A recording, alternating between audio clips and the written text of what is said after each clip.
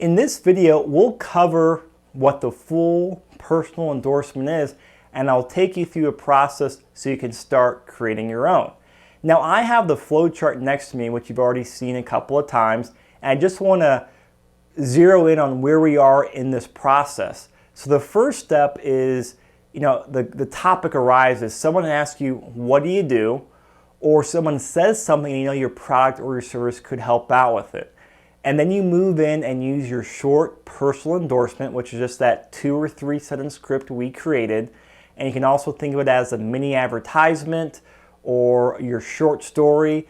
What you're doing with that is you want to advertise what you're doing, letting people know you're in business, and you want to see if there's any interest on the person you're talking with, so you know if you need to go over more information or to not go over any more information.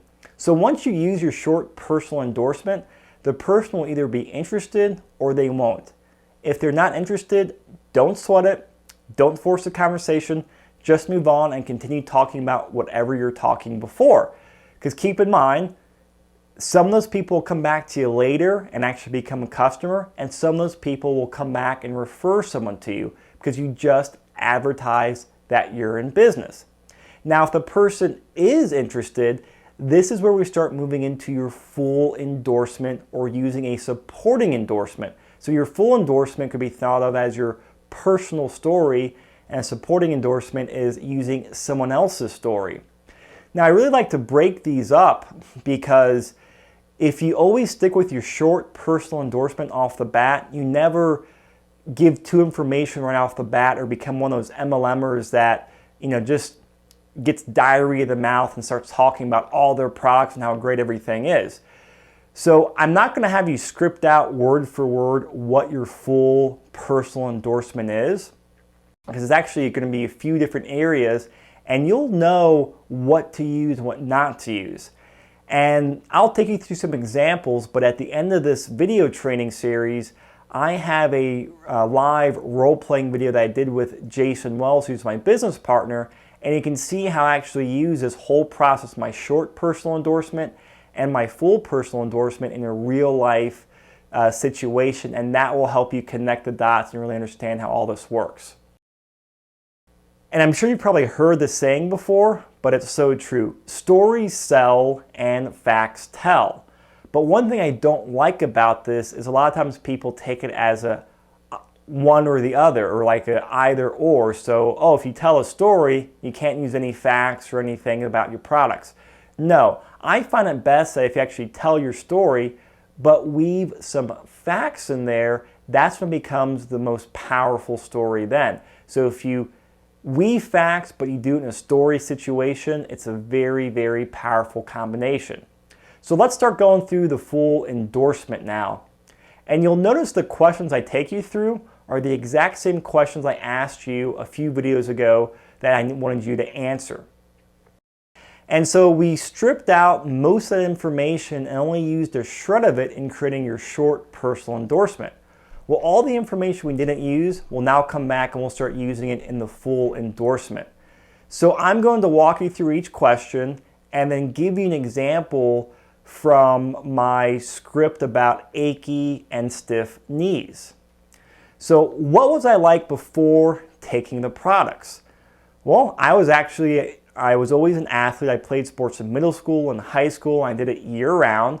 And once I got to college, I kept playing sports, but I also joined the military reserves. And so I was running all the time, a lot of times running in boots, or had 20-pound, 30-pound, 40-pound rucksacks on my back. And I was just beating up my body. And what started to happen is I noticed my knees were starting to get stiff. And sometimes in the morning they get stiff or really bother me, or I'd have to stretch out. And I didn't worry about it too much because I always could just power through it. Now I'm going to stop right there and move on to the second area. And that's the what problem, issue, or concern happened. And you'll notice that in that first question, my answer kind of started blending into here. But there's usually a very specific problem or issue that pops up that made you use a product or that you felt benefit from using a product.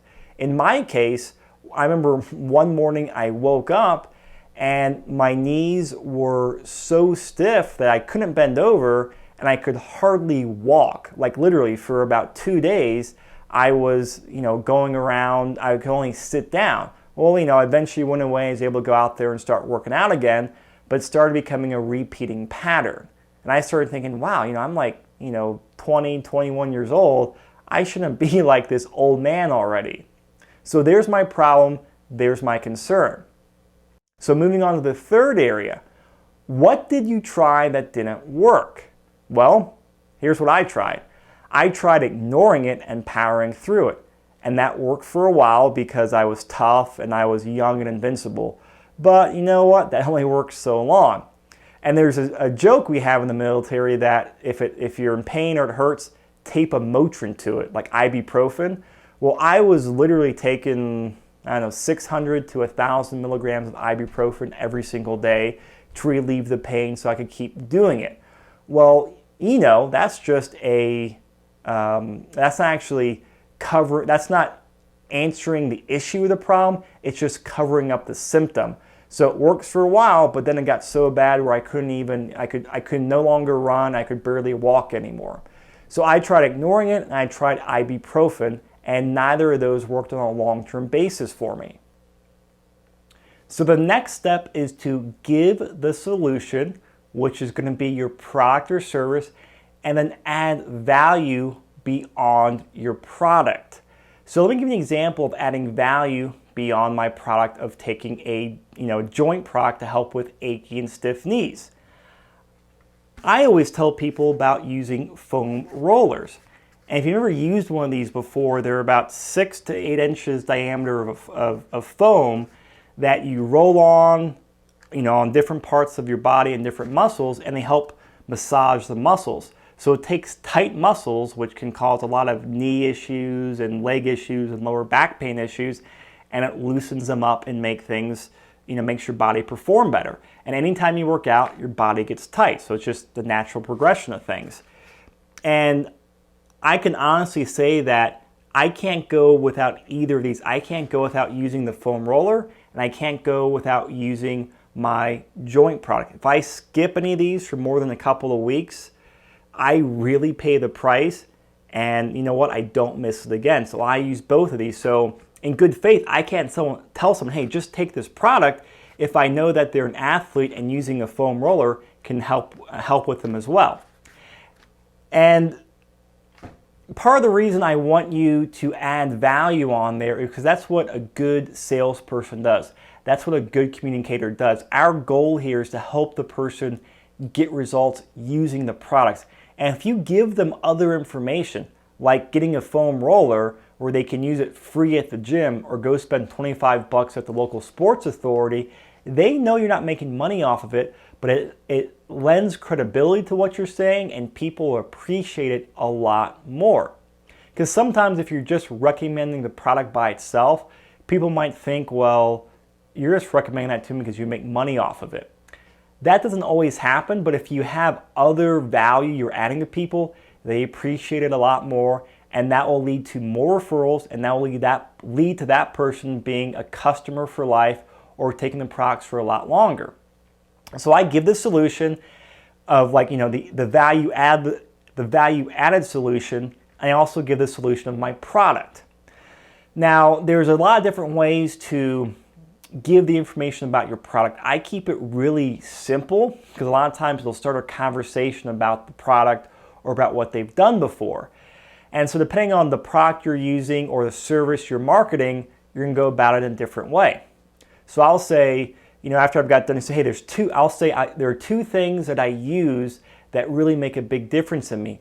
One is a foam roller, and I just talked about that. And I'll say the second is actually taking a glucosamine product. It's done wonders for my joints. Have you ever taken a glucosamine product before?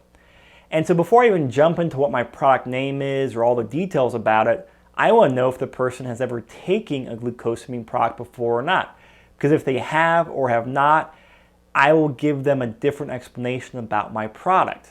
Now, if they say, yes, I do, I take this product from GNC, or I take this product and don't notice a difference, I'm obviously going to ask them a few questions. I'm going to engage them on that subject. Oh, why did you pick that product? Do you notice a difference with it? how long you've been taking it. If they don't take a product, I'll say, have you ever tried one in the past? Is there any particular reason why you're not taking one?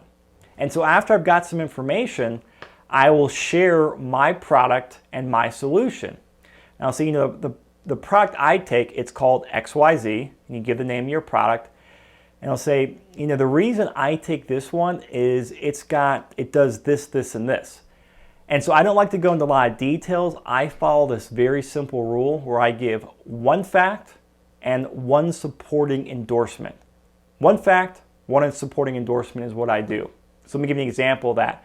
I'll say, well, this product actually uses a patented form of glucosamine where it actually about 20 to 30 times more of it will get through your digestive tract. That's one of the problems with a lot of glucosamine products out there is a lot never make it from your digestive tract into your bloodstream, so it doesn't get into your joints and into where it needs to be.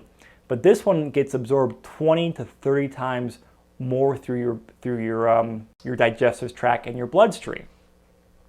So I'll say that, wait for their reaction or see what they say, and I'll follow up with something like this. And I'll say, also, over 600 elite and Olympic athletes take our products. And they take them not because they're paid to, but because they know how well they work. And so, the way I look at it is if it's good enough for Olympic athletes, it's good enough for me.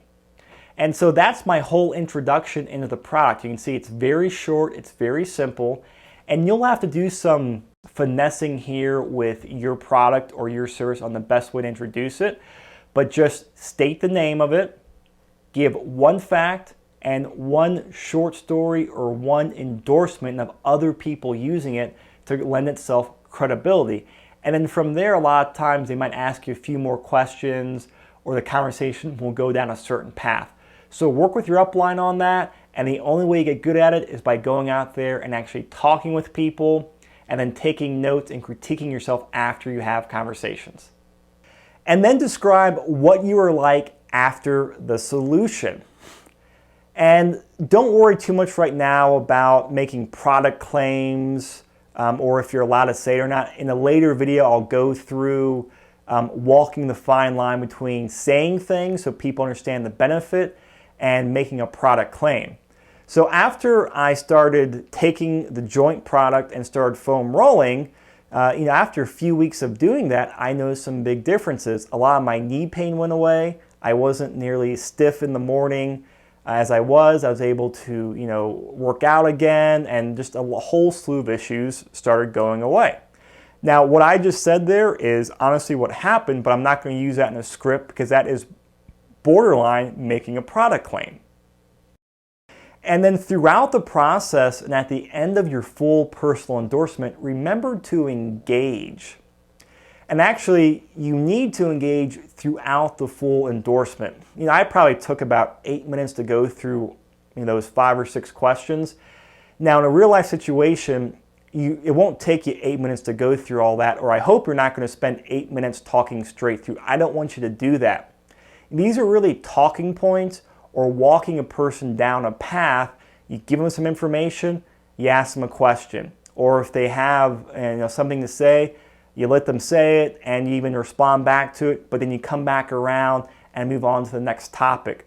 So I want you to remember that outline I took you through because that's what you'll go through, people, but don't feel like you have to do it all at once or all in one breath or not allow the other person to talk. Heck, sometimes it won't even all happen in the same conversation. Sometimes you'll talk with someone, go through part of it, and you have to go, or topics change, or someone's cell phone rings, and you pick it up at a later date when you talk with the person. So I want you to remember to engage throughout the process, and this keeps the person interested, and then make sure you're not just, spouting out stuff and boring the person to death. So that's how your personal endorsement will work, or your full personal endorsement. And like I said, there's a video at the end of this training series that you'll want to watch for a real live example of that.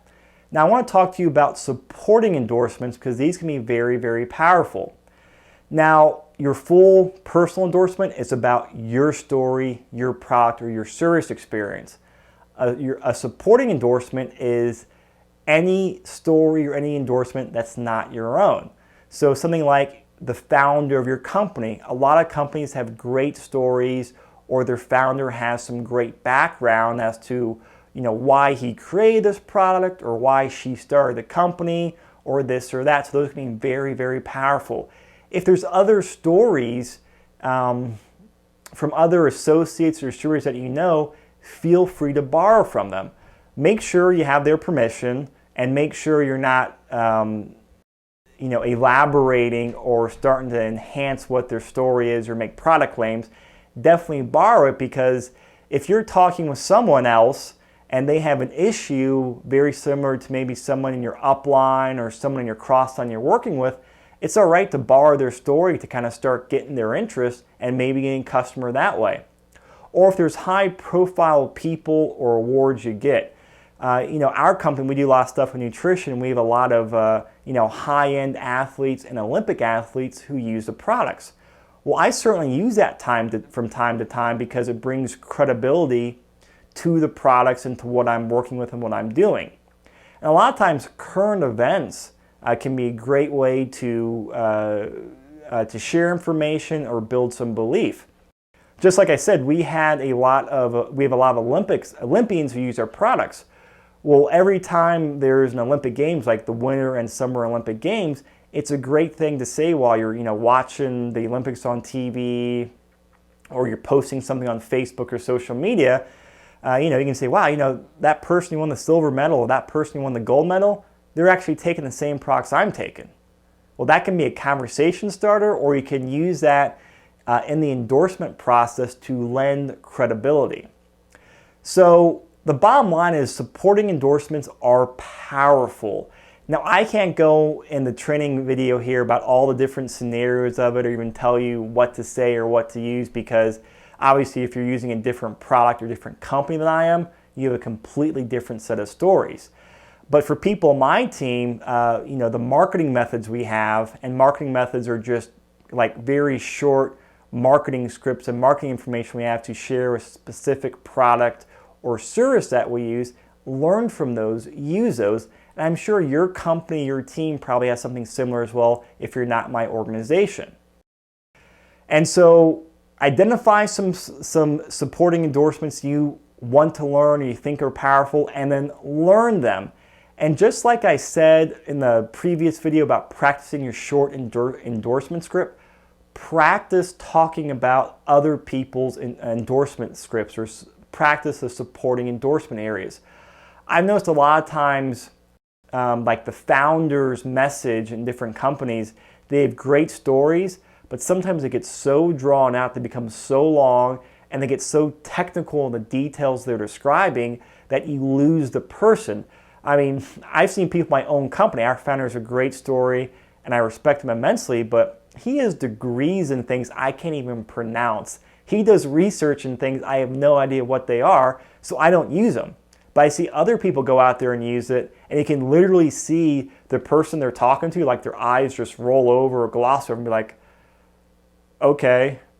And so, practice using those other supporting endorsements in a very story-like way, but keep in mind that you want to weave the facts in there and keep things simple and just emphasize some key points, and don't feel like you have to use all these technical jargon or all this, super detailed information. It's lost on most people. So you may want to work with your team or your upline on learning those stories and practicing them, because he or she can give you some great guidance on that. So to wrap up this video, it's now time to create your full personal endorsement and to start practicing. Like I said, I don't want you to write out an exact script like we did for the short endorsement, but I do want you to write out these areas or go back through the questions you answered a few videos ago and get them organized and start writing them out into word tracks that explain things well, and then start practicing the conversation. This is where role-playing with your upline or a mentor or a cross-line friend you have can become very, very powerful. Again, create it and then watch the video of myself and Jay Smalls at the end of this training video series for a real-life example.